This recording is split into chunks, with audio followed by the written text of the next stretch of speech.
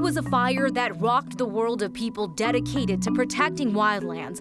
24 years later, the Storm King mountain fire is still impacting how some firefighters do their job. The sheriff is out in Boulder. He knows a lot of people are off for the holiday, and he's afraid they'll ignore his warning about the water. Skiing in July, it's happening today, and we really don't know what else to say except that is so Colorado. Next. Oh, we crossed our fingers and thought, hey, we're in luck. The 4th of July starting off with beautiful weather. And then quickly, it became dark and gloomy. The South Metro is getting hit with large hail. Our Corey Rappenhagen caught this near Lone Tree. Next viewer Nancy Hallwell captured the hail coming down in Acre Green, just south of E470 near Quebec. The storm's path has that hail heading right for Denver. Here's Kathy.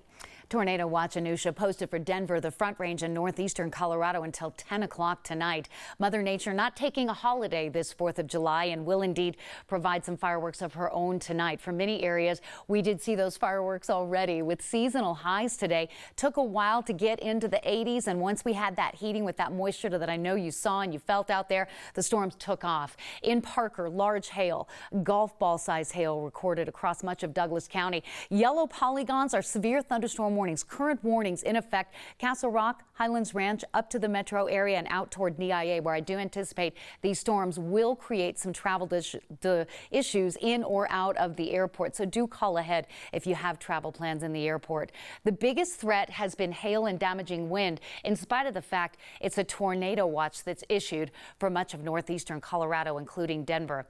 No reports of funnel clouds or tornadoes yet, but we have seen reports of those up in southeastern Wyoming. Conditions are favorable, though, for rotation with these hail-producing storms. We just want you to be mindful and kind of appreciative of that. The storms may be past the metro area by sunset, which would be good news for outdoor fireworks displays here in the city, but become very robust down in the far eastern plains and for rural outdoor activities and family events this 4th of July evening. So, tornado watch for Denver till 10, low 59. Partly cloudy skies with a chance of hail, rain and thunder. A little bit later this evening, things calm down. Tomorrow morning, sun, another round of afternoon storms. Temperatures cooler than average for both Friday and Saturday. Warmer, drier for Sunday and Monday with highs back near 90 Tuesday and Wednesday.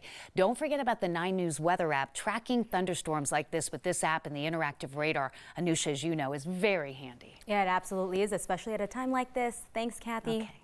Well, Saturday marks 25 years since the Storm King mountain tragedy. It killed 14 firefighters. And as the years have passed, the memory of what happened, it never faded. Neither did the lessons that are changing the ways firefighters do their job to this day. Here's Noel Brennan. Wildland firefighter Brian De Los Santos has done this job long enough to see gear gone by. This is that new generation fire shelter. It's almost twice as tall and about 30 or 40% heavier. 25 years in, Brian still relies on lessons learned in 1994. His first summer in Colorado. Early this morning, helicopters began searching the hillsides for the missing firefighters. The firefighters were trapped basically uphill from a fire that they didn't know was burning. This day broke with rescuers holding out hope that some members of the team might have made it through the night. But it was soon clear that wasn't the case. They'd all died in an instant, one of the worst firefighting disasters in recent history. The Storm King mountain fire killed 14 wildland firefighters. It rocked the wildland world across the country for the most part. It changed the job. A crew nowadays would establish, before they really got embedded deep into the firefight like they were that day, they would establish and flag alternate exits basically off the hill. Crews now identify escape routes and safety zones. A big enough area that won't burn where you can seek refuge. Fires aren't fought without a lookout. So that's one person that doesn't get down in the, in the trenches and work. They go up high somewhere and they establish a good lookout position. Firefighters keep a book of standards. It's all color coded on these pages. Close to heart. The pain, the sorrow, we feel as well. Lessons after loss, now seared into memory and this firefighter's career. The whole wildland community learned a lot from that fire as a result. For the 14 firefighters at Two Rivers Park in Glenwood Springs, a trail was also built on Storm King Mountain. Tomorrow and Saturday, families of the fallen firefighters, they'll be getting together to remember the loved ones that they lost. As many people are celebrating their freedom today, for the Poudre Valley Fire Authority, today is carrying a significance that is bigger than their community, even the state. One of their firefighters drove through the Independence Day parade in Fort Collins today, carrying a piece of a beam from one of the World Trade Centers. That firefighter, Brian Hansen, was among a group of Poudre Fire Authority firefighters who were deployed to New York City after the towers were attacked on 9/11. The Fire Authority wanted to honor the generations of people who have dedicated their lives to our freedom. We want to take time today to honor a father and a husband, a man who on this 4th of July was honored in Florissant after dying in Afghanistan. We care deeply. Sergeant First Class Elliot Robbins died just shy of his 32nd birthday this past week. He had just welcomed a newborn son and was 3 weeks away from coming home. He also owned a piece of history in Florissant. He and his wife recently bought a historic coffee house, a staple in the town, that opened today for the first time since his death. Claim my respect today. Decorated with flags in his honor. He was a happy guy, great father, great husband. And when little Elliot was born, he was tickled, you know, and had a good sense of humor. His humor was paired with grit. Sergeant First Class Robbins was a Green Beret, which requires special training to join special forces. He was tested on everything from language, survival skills, to cultural training to reach his position. He passed away from a non-combat related incident that's still being looked into. A plan out of Steamboat Springs really kind of feels like a role reversal, taking something you see in a lot of cities and then hoping it's going to help maintain trails. So they've set up bright orange parking meters along some of the trailheads in the city. People can donate money at the stations.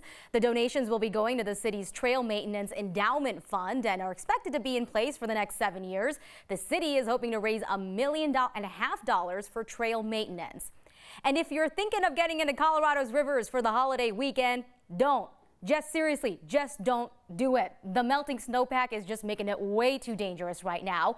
There are restrictions in place in a lot of counties. That includes Eagle, Clear Creek, and Jefferson counties. Boulder County has banned tubing on Boulder Creek. That is until at least noon on Monday.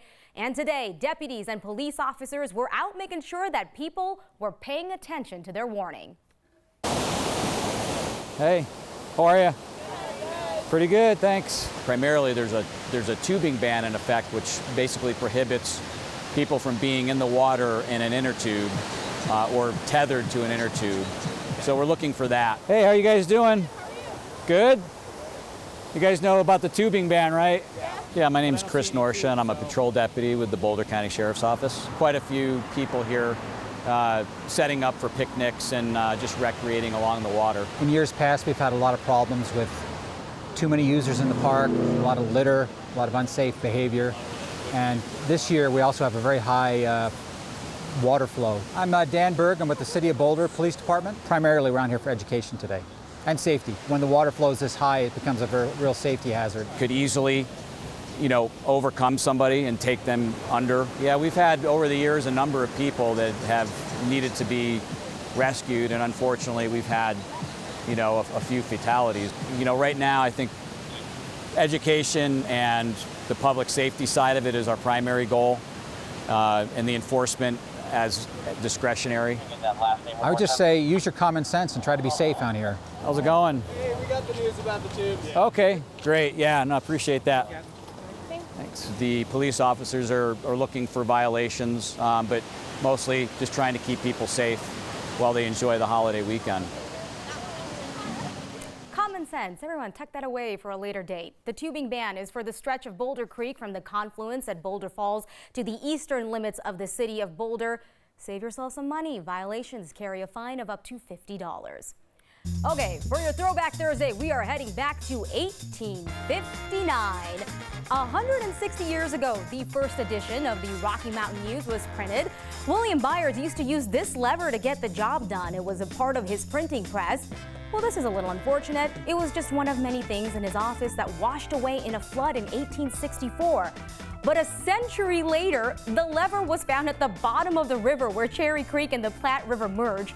The Rocky Mountain News printed its last edition in 2009.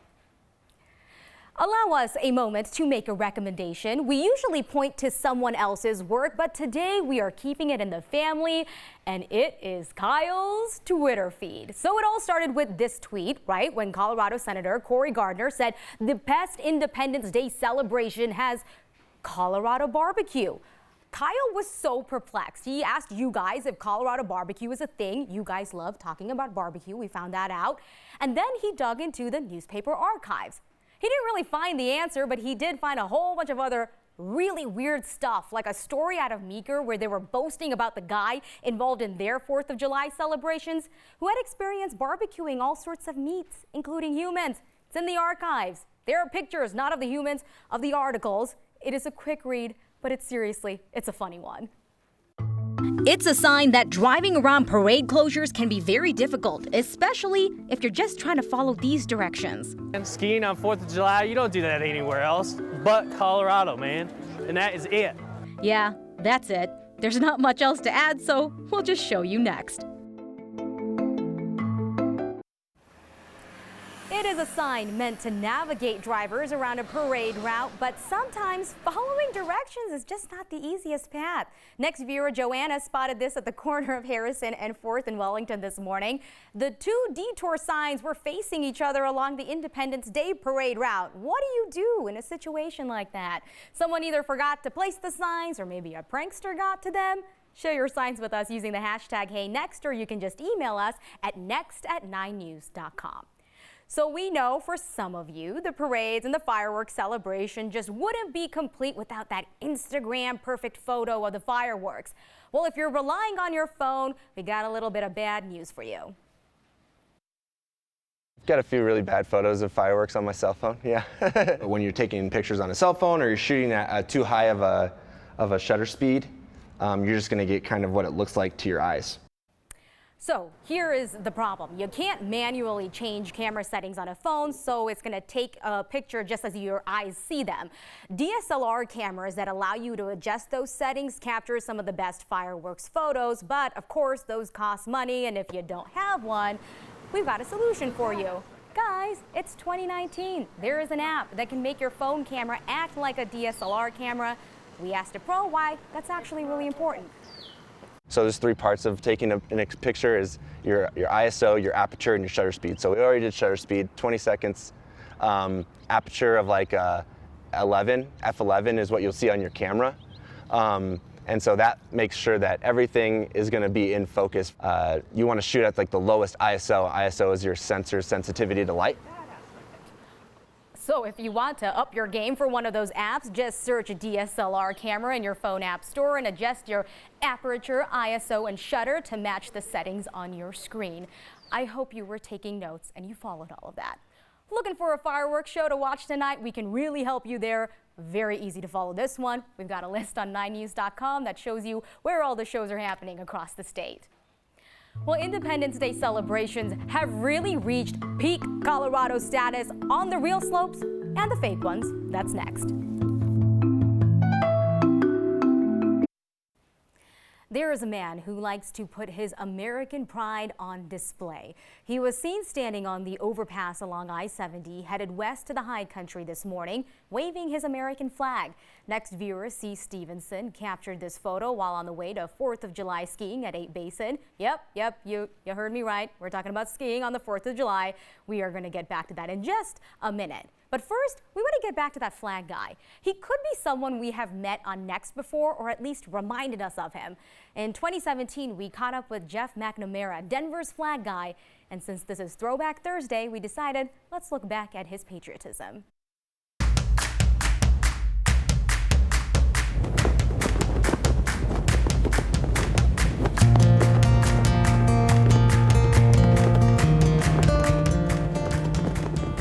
Well received. other than the occasional fickle finger of fate. My flag waving with just a time of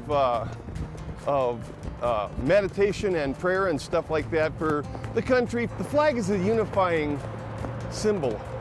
The flag really brings people together. The flag stands for unity, the flag stands for freedom. When we burn that, we burn unity, we burn freedom. I don't get the message. For me, I wave the flag because it's a beautiful thing. And we're gonna walk out here on this bridge, and the first thing that's gonna happen is the horns are gonna go.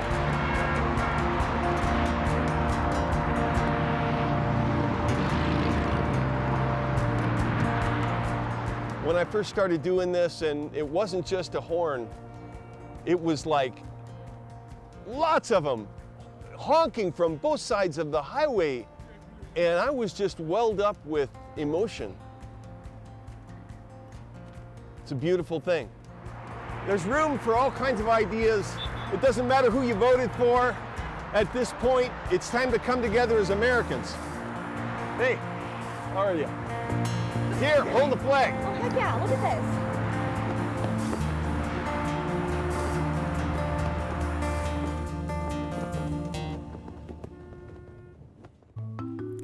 Now back to the skiing on the 4th of July. Yes, it is as wild as it sounds. Summer skiing on the slopes and in the middle of a parade. We may be reaching peak levels of Colorado next.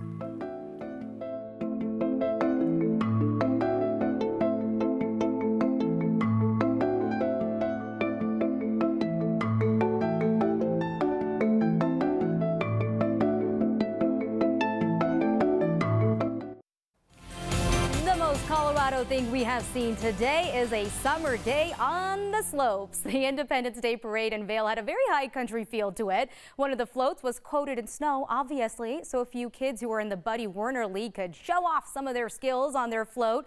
Crosby Pennington captured this photo of the most Colorado parade float. Want to share the most Colorado thing you've seen? You know how to do it. Use the hashtag HeyNext or email us at next@9news.com. Well, Independence Day took a very, very Colorado turn with a ski day on some very real Colorado slopes. A-Basin was open today on the 4th of July for some summer skiing and boarding. Today is the 4th of July, basically America's birthday, the greatest day of the year. All these great American people here, nothing better than snowboarding and skiing on 4th of July, right, dude? That's right. It's 4th of July and we're skiing at A-Basin. Woo! Never like this. Never have skied on the 4th of July. Dude, you go down there, there's so many people in line, there's American flags waving around everywhere. They call me the suckle beast. I might be the cure for world hunger. That's what July 4th skiing's all about, not getting burned. Everybody's gathering around, do some snowboarding and some skiing on 4th of July. That never happens, man. We had a great winter and we're gonna let it ride. We're just hanging out watching people do pond skim. Start out on the snow on your skis and your snowboard, come riding down to the lake over here and hopefully get across. The send is paramount. Yeah, instrumental Yep. to your success. Yep, you just gotta send it and you'll be fine. Oh, oh, oh! Oh! yes! All right, great way to celebrate the 4th. Snowboard, go home, drink some beer, light some fireworks, and have a good old time with family and friends, man. Skiing on 4th of July, you don't do that anywhere else but Colorado, man. And that is it.